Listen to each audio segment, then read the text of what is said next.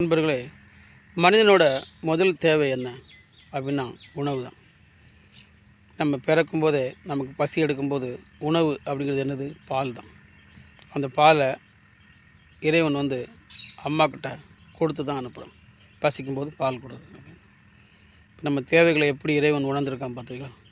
நம்ம பிறந்த உடனே நம்ம பசிக்கு பால் தாய்கிட்டே இருக்கு.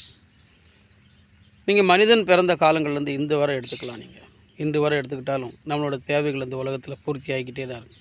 எதுவுமே மனிதனுக்கு கிடைக்காம கிடையாது. எல்லாமே அவனுக்கு கிடச்சிக்கிட்டே தான் இருக்குது. இதுக்கு என்ன காரணம்னா, இறைவன் அப்பப்போ என்னென்ன தேவையோ அதை மனிதனுக்கு கொடுத்துக்கிட்டே தான் இருக்கும். நாம் தான் அதை புரிஞ்சுக்கிறதே கிடையாது. இந்த உலகத்தில் உங்களுக்கு என்ன தேவையில்லை, எல்லா தேவைகளும் இறைவன் கொடுத்து வச்சுருக்கான். அந்த உலகம் ஃபுல்லாக இருக்குது. நீங்கள் தான் தேடி போய் எடுத்துக்கணும். இதை நாம் புரிந்து கொண்டால் இந்த நாள் மட்டுமல்ல, எந்த நாளும் இனிய நாளாக வாழலாம். மற்றும் ஒரு நல்ல ஆன்மீக பதிவோடு உங்களை சந்திக்கிறேன். நன்றி, வணக்கம்.